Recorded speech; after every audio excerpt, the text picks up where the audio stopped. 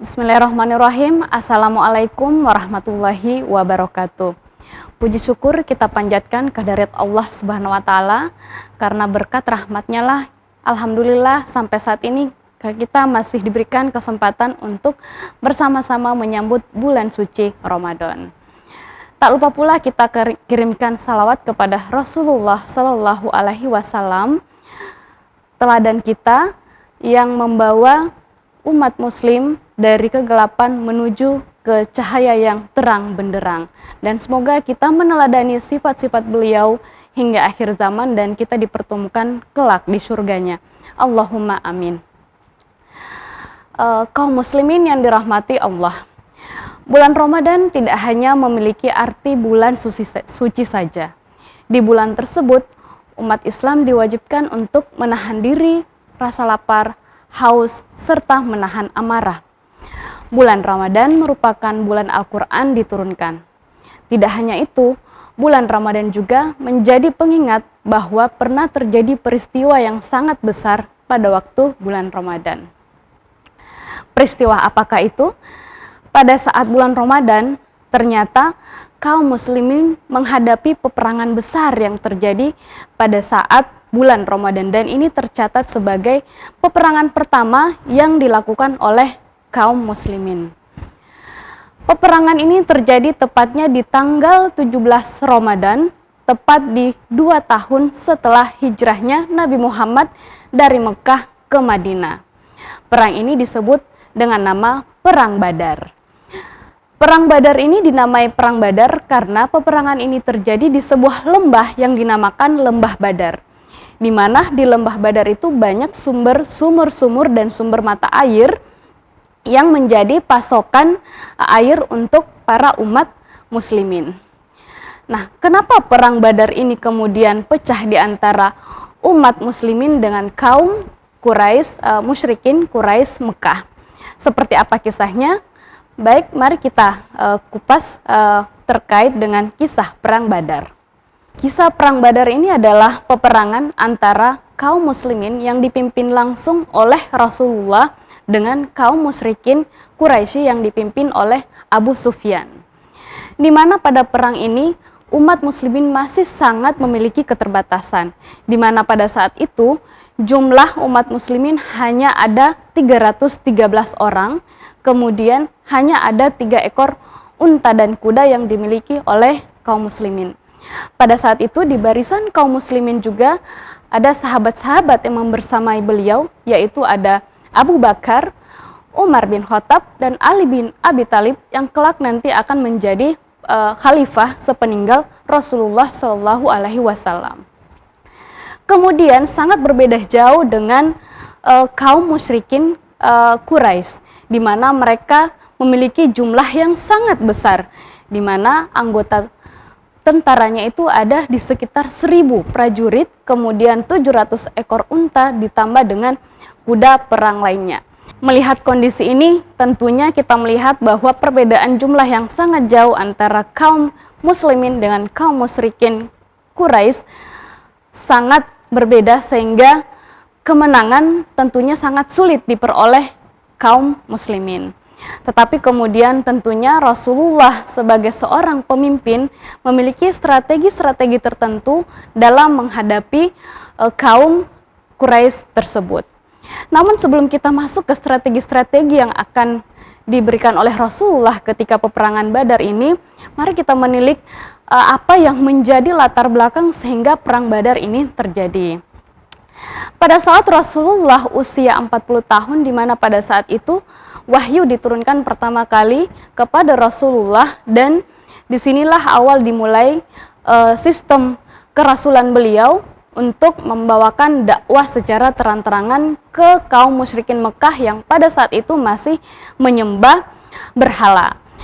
Nah, peristiwa ini ternyata tidak diterima oleh semua pemuka kaum Quraisy, di mana pada saat itu mereka sudah memiliki agama yang menyembah berhala. Karena hal tersebut sehingga banyak kemudian usaha-usaha yang dipimpin oleh Abu Jahal, pimpinan dari kaum Quraisy, untuk kemudian menghalangi langkah-langkah Rasulullah. Sampai suatu saat Rasulullah pernah direncanakan untuk dibunuh oleh kaum kafir Quraisy. Tapi pada saat itu di sekitar Rasulullah, meskipun dengan jumlah yang sangat terbatas, sangat banyak orang-orang yang menyayangi Rasulullah dan mendukung dakwah beliau.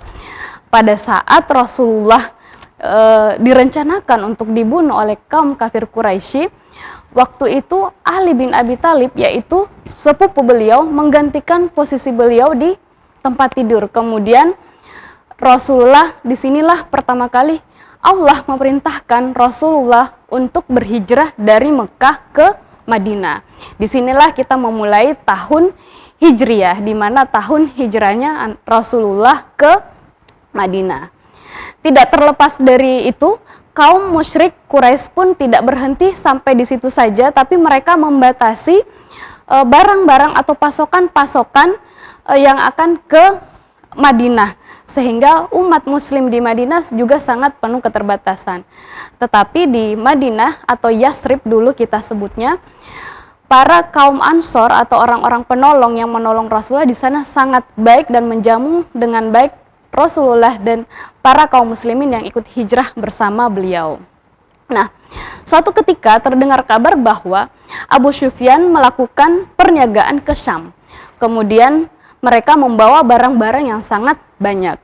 Pada saat itu kaum muslimin sangat kekurangan dalam hal bahan makanan dan lain-lainnya, sehingga pada saat itu Rasulullah memerintahkan adanya strategi gusyah, yaitu menghadang pasukan kaum Quraisy tadi untuk mengambil hak-hak mereka yang terambil ketika mereka masih di Mekah. Pada saat itu ketika Abu Sufyan dan pasukannya kembali dari perniagaan, dihadanglah oleh kaum Rasulullah, kaum umat muslimin, kemudian mengambil beberapa barang-barang untuk menutupi kebutuhan-kebutuhan umat muslimin pada saat itu. Dan itu diambil adalah hak-hak dari mereka yang dulu dirampas oleh kaum musyrikin sebelum hijrah ke Madinah. Mendengar hal ini, Abu Sufyan pun mengirimkan utusan ke Mekah untuk menginformasikan kepada Abu Jahal dan para pemuka Quraisy lainnya untuk menginformasikan hal ini. Setelah peristiwa tersebut, akhirnya pasukan Quraisy juga mengumpulkan pasukan yang sangat besar dan berencana akan melakukan peperangan. Nah, disinilah perangan pertama terjadi. Perang itu yang kita sebut sebagai Perang Badar, perang yang terjadi di lembah Badar. Umat kaum kafir musyrikin dipimpin oleh Abu Jahal, kemudian kaum muslimin dipimpin oleh Rasulullah SAW. Mengingat jumlah kaum muslim yang sangat terbatas pada waktu itu dan perlengkapan perang yang masih sangat minim, akhirnya sebagai pemimpin Rasulullah membuat strategi-strategi sebelum peperangan dimulai. Waktu itu pada tanggal 16 Ramadan, Rasulullah sudah menggerakkan kaum muslimin untuk menguasai sumber-sumber air yang ada di lembah Badar. Sehingga nantinya kaum musyrikin Quraisy kesulitan memperoleh sumber air. Umat muslim pun berhasil menguasai banyak sumber-sumber air, dan malam sebelum peperangan terjadi, Allah menurunkan berkah Ramadannya melalui hujan yang diturunkan di area umat muslimin, sehingga pada saat itu mereka merasakan sangat sejuk dan tanahnya tidak juga terlalu kering sehingga bagus untuk melakukan peperangan seperti itu. Kemudian pada tanggal 17 Ramadan atau pada tahun kedua Hijriyah, dimulailah peperangan ini di lembah Badar. Kaum muslimin menarik perhatian kaum kafir, kaum musyrikin Quraisy untuk ke lembah Badar. Pada saat itu Rasulullah mengatur posisi para prajurit, di mana pada saat itu kaum muslimin tiba di lembah Badar terlebih dahulu, kemudian kaum Quraisy Mekah tiba setelahnya, dan mereka menghadap ke timur, di mana pada saat itu mereka langsung menghadap ke arah matahari terbit, sehingga itu bisa membuat mata mereka silau. Ini juga adalah salah satu strategi perang yang dilakukan oleh Rasulullah. Rasulullah pun membagi prajurit-prajuritnya menjadi pasukan pemanah dan yang lainnya, kemudian merencanakan peperangan di Perang Badar tersebut.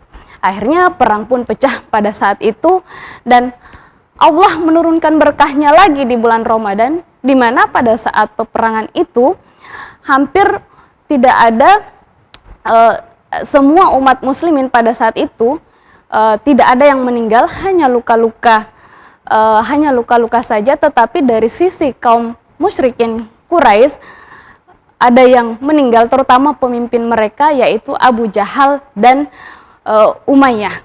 Nah, akhirnya di sini Allah menurunkan kemenangan kepada Rasulullah, meskipun dalam jumlah yang sedikit, ternyata Allah turunkan berkahnya, di mana peperangan yang pertama ini dimenangkan oleh Rasulullah.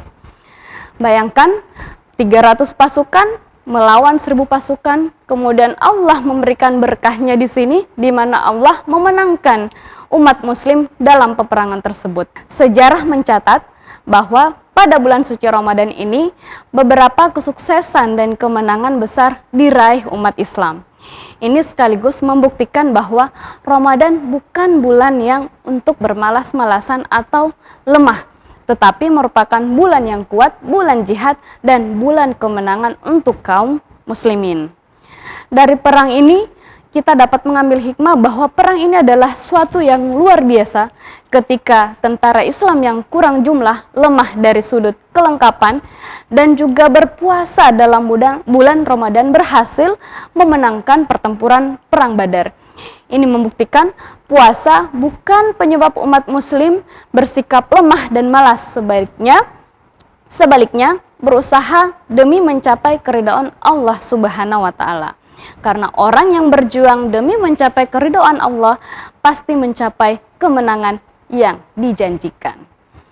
Peristiwa Perang Badar ini pun di bulan Ramadan tercantum dalam firman Allah Subhanahu wa Ta'ala di dalam Quran surah Ali Imran ayat 123, yang artinya, sungguh Allah telah menolong kamu dalam peperangan Badar, padahal kamu adalah orang-orang yang lemah. Karena itu bertakwalah kepada Allah supaya kamu mensyukurinya. Semoga bulan Ramadan ini kita memperoleh berkah di dalamnya. Semoga Allah mengampuni dosa-dosa kita dan memberikan kemenangan kita sampai selesai di bulan Ramadan ini. Semoga Allah menurunkan berkah Badar, kemenangan di kaum muslimin, dan ini menjadi kemenangan pribadi kita di bulan Ramadan sehingga kita menjumpai Idul Fitri dengan penuh kemenangan. Wabillahi taufiq wal hidayah. Selamat menjalankan ibadah puasa. Wassalamualaikum warahmatullahi wabarakatuh.